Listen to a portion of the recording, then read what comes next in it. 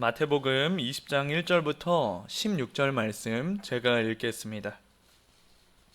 1절부터 16절입니다.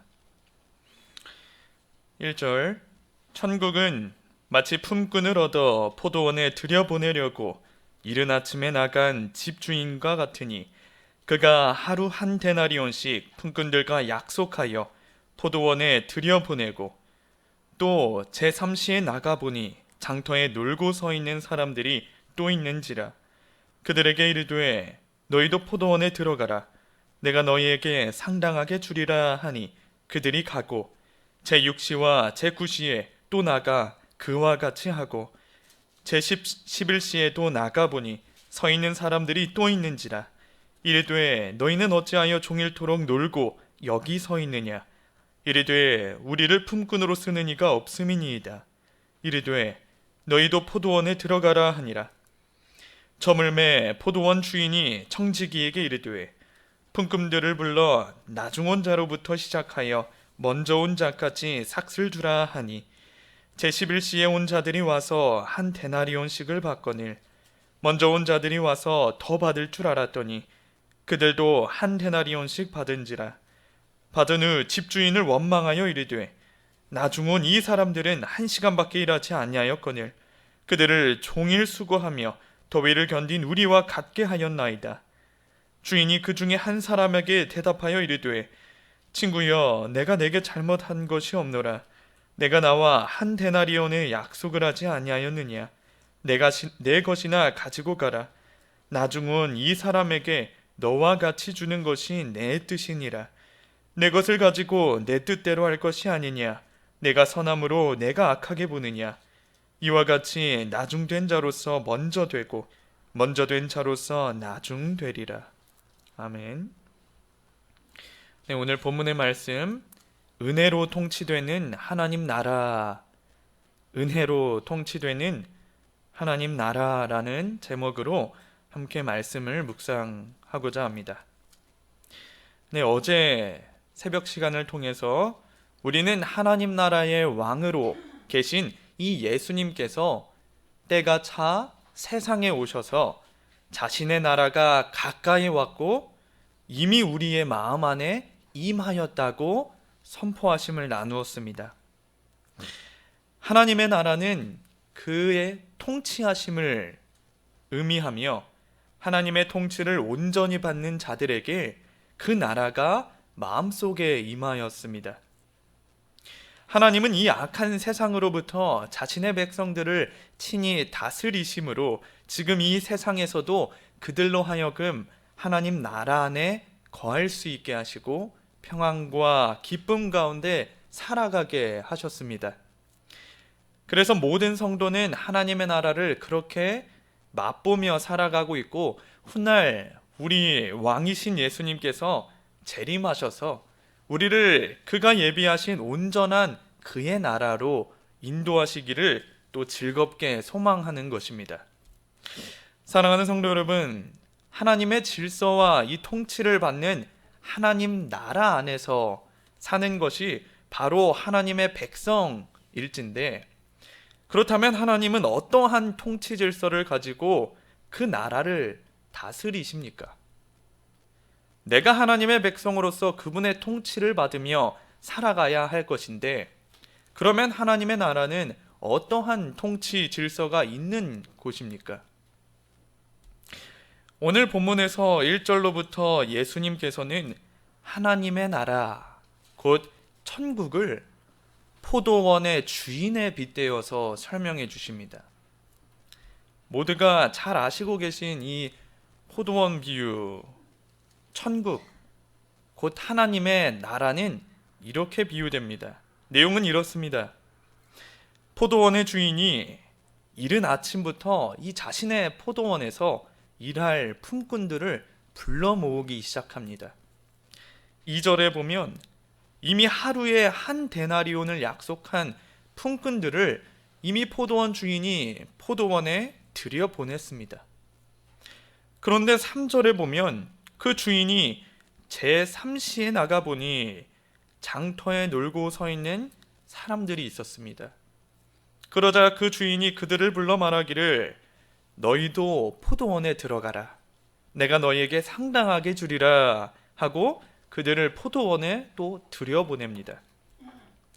여기서 말하는 제3시는 이 로마식 계산에 따르면 오늘날로 오전 9시를 의미합니다.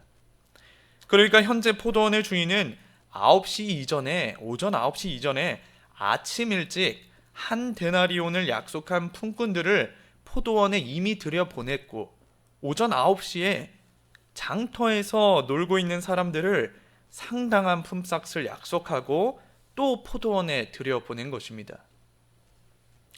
그런데 계속해서 5절과 6절에 보면 그 주인이 6시와 9시에 또 나가서 그와 같이 하였다.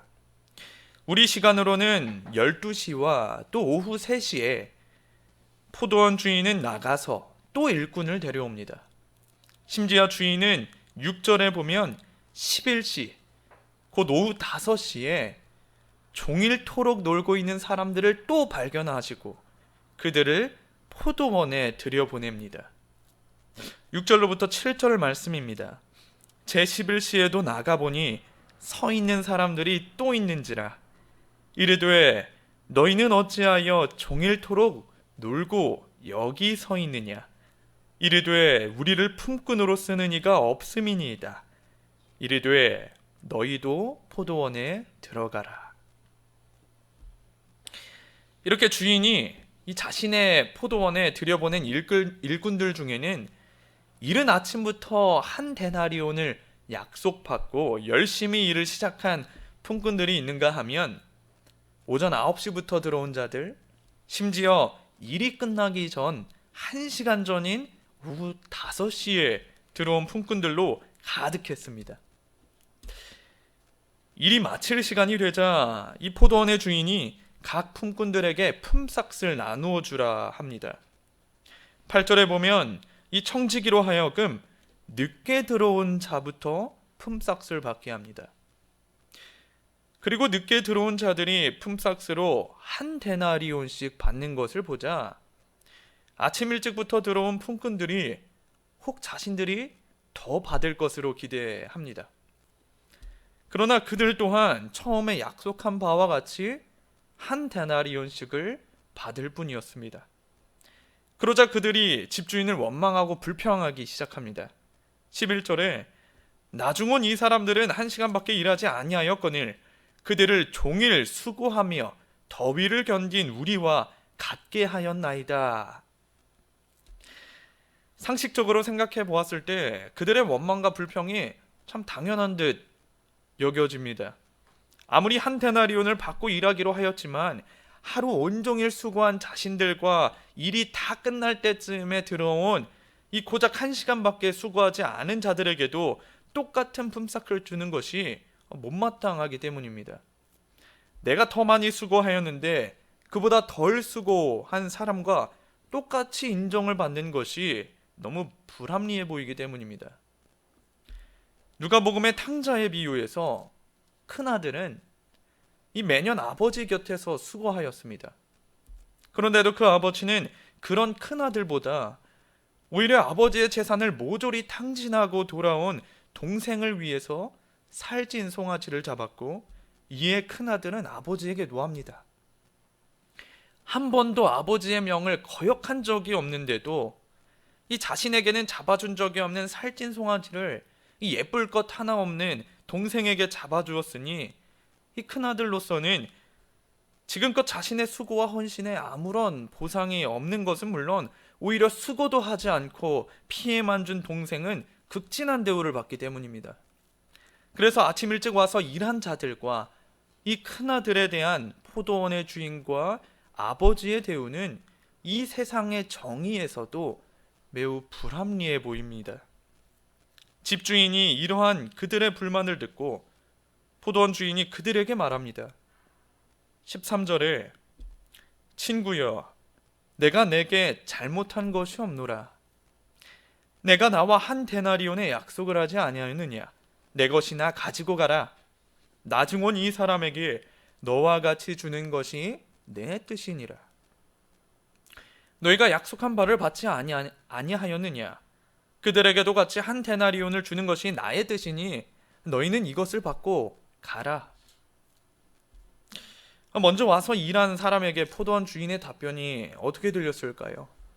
이러한 답변은 마치 내 마음이니 너희는 이거나 받고 가기나 해라.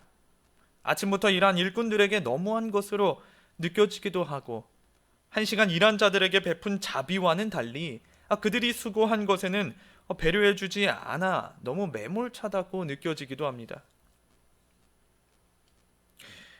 그러나 우리가 이 말씀을 더 깊이 묵상해 보면 우리는 하나님께서 또 이 포도원의 주인이 절대 그런 의도로 말씀하지 않으신 것을 알 수 있습니다.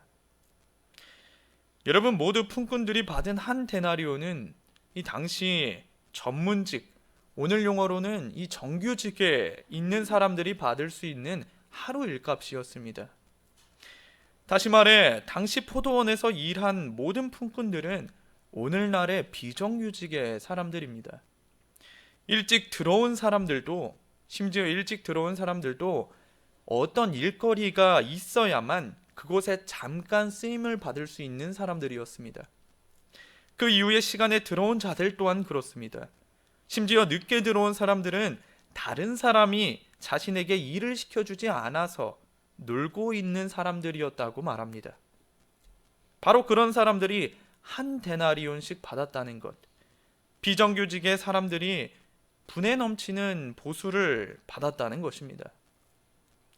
그렇다면 그들 모두, 여기 있는 일꾼 모두가 자신의 일한 것보다 많이 받은 것입니까? 적게 받은 것입니까? 많게 받은 것이죠. 그렇다면 혹시 그들 중에 자신의 받아야 할 것을 못 받고 손해를 본 사람이 혹시 있습니까? 없습니다. 그렇다면 여러분, 여기서 가장 손해를 본 사람이 누구입니까? 포도원의 주인입니다.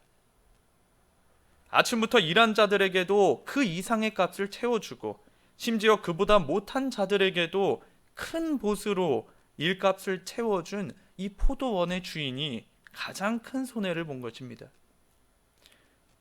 사랑하는 성도 여러분, 왕이신 하나님께서 통치하시는 하나님의 나라의 통치 질서가 바로 이러합니다.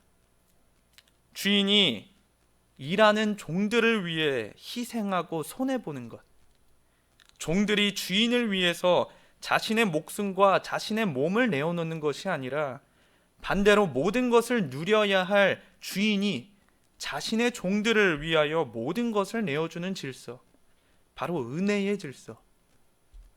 하나님께서 통치하시는 하나님 나라는 바로 이 은혜라는 새로운 질서로 통치되는 나라라는 것입니다. 이것이 오늘 본문에서 말하는 하나님의 나라입니다. 자신의 종들이 포도원을 위해서 얼마큼 일을 하였든 간에, 다시 말해 종들의 어떠한 자격도 공로도 그것을 보지 않으시고 오직 그들의 모든 기쁨과 평안을 위해 아무도 부르지 않는 자들을 부르시고 크게 손해보기를 꺼려하지 않는 은혜, 주인의 권리를 희생으로 내려놓는 은혜, 바로 이것이 하나님께서 통치하시는 나라의 통치 질서입니다. 하나님 나라의 통치 질서는 그 나라의 백성이 왕을 위하여 온갖 공로와 희생과 고통과 헌신을 다 하였을 때만 비로소 왕의 총애와 사랑을 받는 것이 아니라 왕이 백성을 위하여 손해보고 내어주는 은혜와 사랑의 질서가 가득한 나라입니다. 심지어 이 은혜의 질서는 왕이 그 백성을 위해서 목숨까지도 내어놓는 사랑이 있었습니다. 예수님께서 이 세상에 오셔서 하신 것이 무엇입니까? 그는 하나님의 나라가 가까이 왔다 하고 선포하시면서도 그가 하신 일이 무엇입니까? 그 백성을 구하기 위해서 왕이신 자신의 목숨을 내려놓으신 것입니다. 자신의 모든 고귀한 영광을 내어버리시고 천하디천한 육신을 입어서 이 세상에서 제일 고통스러운 형벌로 자신의 모든 피와 물을 쏟으셨고 생명을 내어주신 은혜, 바로 이것이 하나님 나라의 은혜의 질서인 것입니다. 그러나 여러분, 세상은 전혀 반대의 질서로 움직입니다. 은혜를 알지 못합니다. 그들에게 은혜와 자비는 불합리한 것입니다. 먼저 와서 일한 일꾼들은 자신들이 한 데나리온을 약속받았음에도 불구하고 그것이 본래 자신들이 받아야 할 품삯보다 더 은혜로 얹어진 값임을 알면서도 자신보다 부족하게 일한 사람이 그와 동일하게 받는 것을 전혀 탐탁치 않게 여깁니다. 자신에게 베풀어지는 은혜는 당연한 것이지만 남에게 베풀어질 은혜를 용납하지 않는 세상, 그래서 다른 사람에게 은혜를 베푸는 것이 꺼려지는 일이고 마치 세상의 질서를 어긋나서 손해보는, 그렇게 살아가는 것 같은 방식이 바로 이 세상의 질서인 것입니다. 결국 이 세상은 어떠한 자격과 공로가 있어야만 그에 걸맞는 보수를 얻을 수 있고 그래야 사랑도 받습니다. 사람을 사랑하는 것이 아니라 사랑할 만한 사람을 사랑합니다. 신하는 왕을 위하여 존재할 뿐 물질이 없으면 살아갈 소망도 포기해야 하는 것이 이 세상입니다. 내가 이 세상에서 살아갈 만한, 사랑을 받을 만한 사람이 되어야 하고 그래야만 살아갈 수 있는 것이 이 세상의 통치 질서입니다. 경쟁해야 하고 남을 이겨야 하고 높은 곳에 있는 사람은 당연한 듯이 낮은 사람을 갈취합니다. 먼저 온 일꾼들과 큰아들은 이 세상의 통치 질서에 만연한 사람들이었습니다. 그들에게 있어 남에게 베풀어지는 이 은혜는 자신들에게 너무도 배가 아픈 것이었습니다. 그러나 하나님의 나라는 그 세상의 질서와 전적으로 반대의 질서로 통치됩니다. 은혜로 통치되는 나라입니다. 그 나라 안에서는 모든 것이 은혜로 주어집니다. 하나님은 세상에서 아무 쓸모도 없는 자들을 불러 모으셔서 일하게 하십니다. 죄악으로 가득 찬 죄인들, 거적대기를 둘러 아무 볼품없는 가난한 자들을 하나님은 모두 자신의 천국 잔치로 불러 모으십니다. 그 잔치는 왕이 자신의 종들을 위해서 내어놓는 잔치입니다. 하나님은 항상 그의 백성된 우리를 이러한 자신의 통치 질서로 대하십니다. 하나님의 통치하심을 받는 성도는 바로 이 은혜의 다스림을 받습니다. 우리가 왕을 섬겨야 하는데, 우리가 왕을 위하여 목숨을 버려야 하는데에도 불구하고 왕이신 하나님께서는 우리를 위해 목숨을 버리십니다. 왕이신 하나님이 우리를 위해 일하십니다. 그리고 아무 자격 없는 자에게 품삯을 주시며 잘하였다 하십니다. 탕자의 비유에서 큰아들은 이것을 깨닫지 못했습니다. 자신이 행한 공로만으로 자신은 마땅히 아버지에게 인정받을 만하고 동생보다 더 큰 무언가를 받을 만한 존재라고 생각합니다. 그러나 그가 아버지의 첫아들이 될 수 있었던 것, 애초에 그가 아버지의 곁에 머무를 수 있었던 것은 아버지가 그에게 먼저 베푸신 은혜가 있었기 때문이라는 것을 그는 깨닫지 못하였습니다. 그는 자신이 스스로 아버지를 섬겼고 그 가치를 아직도 인정받지 못하였다고 생각합니다. 그러나 아버지는 그가 행한 어떤 공로를 가지고 그에게 재산을 더 혹은 덜 나누어 주시지 않습니다. 그저 그가 자신의 자녀이기 때문에 모든 것을 은혜로 허락하십니다. 사랑하는 성도 여러분, 우리가 바로 그 은혜로 통치되는 하나님 나라의 백성입니다.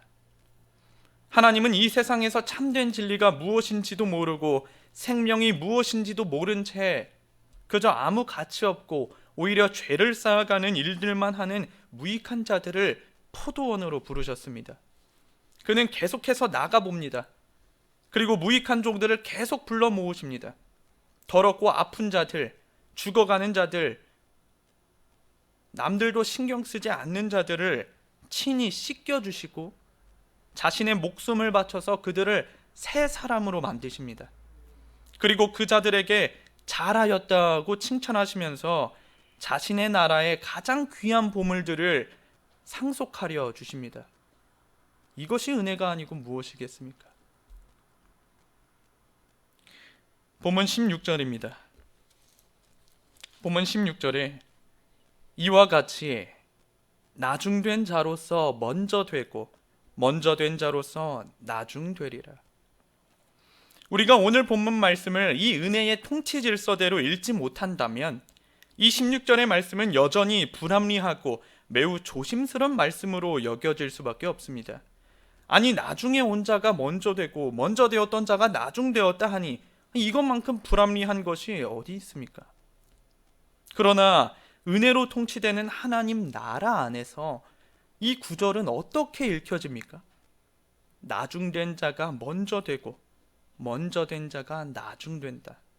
이 말은 다름 아닌 하나님 나라 안에 거하는 백성들이 따라야 할, 아니 자연스럽게 보일 은혜로운 삶의 모습이 됩니다. 과연 은혜로 통치되는 나라 안에 거하는 백성이라면 그 성도는 마치 하나님께서 나중에 들어온 자들에게 먼저 품삯의 은혜를 주셨던 것과 같이 그 은혜 안의 통치에 사는 사람은 자신 또한 동일한 은혜를 받을 것이기에 나중 온 자들이 먼저 은혜 받는 것을 기쁘게 여깁니다. 자신들이 얼마나 수고하였던 간에 그 수고 또한 은혜였음을 고백하면서 오히려 적게 일한 자들부터 나중에 온 자들이 하나님의 은혜를 더욱 받기를 원하고 그들이 먼저 그 은혜를 받도록 자신이 뒤로 물러갑니다. 바로 이것이 하나님 나라 안에 백성들의 모습이 아니겠습니까? 우리 광흥교회가 하나님의 통치를 받는 곳, 하나님의 나라라고 한다면 그것은 과연 은혜로 통치되는 나라여야 합니다. 은혜가 모든 것을 주장하는 나라여야 합니다. 내가 얼마나 신앙생활을 했든, 내가 이 교회를 언제부터 다녔고 얼마나 수고했든 그 나라의 백성이라면 오히려 자신이 그만큼 먼저 은혜를 받은 자라는 것에 기뻐합니다. 나보다 나중에 온 자들, 나보다 덜 수고한 자들, 나보다 덜 봉사하고 아직 신앙이 어린 자들, 아직 한 시간밖에 되지 않은 자들이 자신보다 먼저 하나님의 은혜를 풍성히 누리기를 기뻐합니다.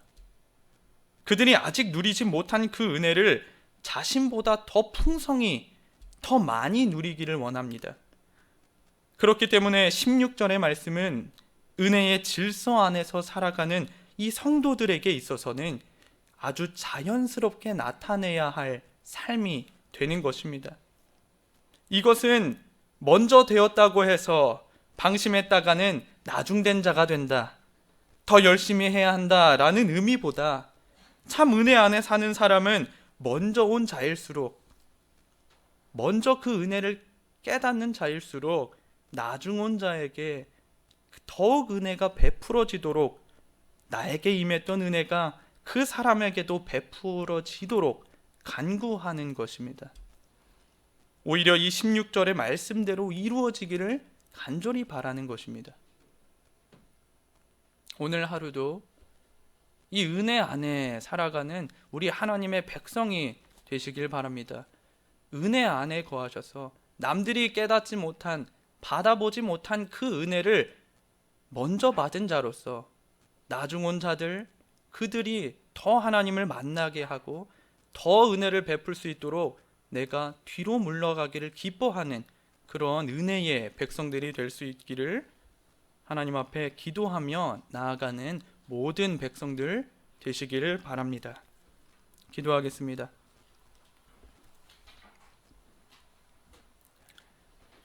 나의 왕이신 하나님 아버지, 참으로 주님께서 먼저 은혜를 베풀어 주셔서 우리로 하여금 하나님의 포도원에서 일하게 하시고 그곳에서 우리의 모든 죄를 씻게 하시고 주님의 목숨을 바쳐 새 사람이 되게 하신 은혜를 참으로 감사합니다. 하나님 아버지, 우리가 먼저 이 은혜를 받은 자로서 이제는 나중 온 자들에게 더욱더 그 은혜 받기를 사모하게 하는 마음을 가지게 하시고 더욱더 그들을 위하여 간구하게 하시며 이 세상 안에서도 은혜의 백성답게, 은혜의 질서를 따라 살도록 하옵소서. 우리에게 주신 은혜를 감사를 드리옵고 우리 주 예수 그리스도 이름으로 기도를 드리옵나이다. 아멘.